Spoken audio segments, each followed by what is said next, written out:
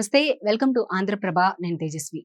బంగారానికి భారతీయులకు విడదీయరాని అనుబంధం ఉంది.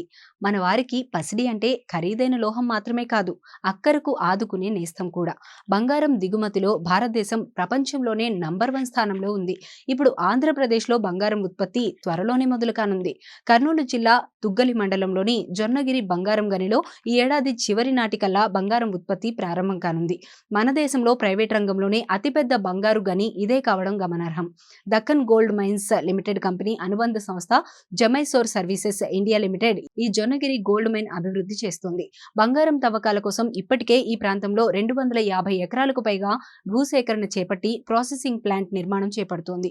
ఈ ప్రాసెసింగ్ ప్లాంట్ పనులు సైతం 60% పైగా పూర్తయినట్లు సమాచారం.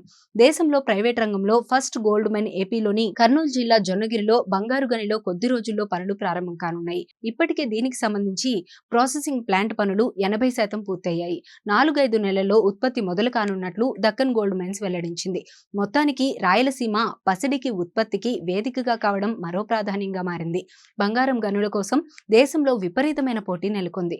రాజస్థాన్లో 2 గనుల కోసం Vedanta group, Hindustan zinc, Jindal power పోటీ పడుతున్నాయి. కంక్రియా గారా గోల్డ్ బ్లాక్, భూకియా జగ్పూరా బ్లాక్లను అక్కడి ప్రభుత్వం ఇప్పటికే వేలం తేదీని ఖరారు చేసింది. తాజాగా వేలంలో పాల్గొనేందుకు సాంకేతిక అర్హత సాధించిన కంపెనీల్లో అవి కూడా ఉన్నాయి. దీనికోసం ఇప్పటికే 250 ఎకరాలకు పైగా భూమిని సేకరించడం, ప్లాంట్ పనులు చేపట్టింది. ఏటా 750 కిలోల బంగారు ఉత్పత్తి చేయాలన్నది కంపెనీ అంచనా. ఇప్పటి వరకు ఈ బంగారు గనిపై దాదాపు కోట్లాది రూపాయలు పెట్టుబడులు పెట్టింది. ఏపీలోని చిత్తూరు, అనంతపురం, కర్నూలు జిల్లాల్లో కొన్ని పసిడి గనులను గుర్తించేందుకు ప్రయత్నాలు కొనసాగుతున్నాయి. వీటిని తవ్వేందుకు ప్రభుత్వ రంగ సంస్థ ఎన్ఎండిసి ముందుకొచ్చింది. వీటిని తమకు అప్పగించాలని ఏపీ ప్రభుత్వాన్ని కోరింది.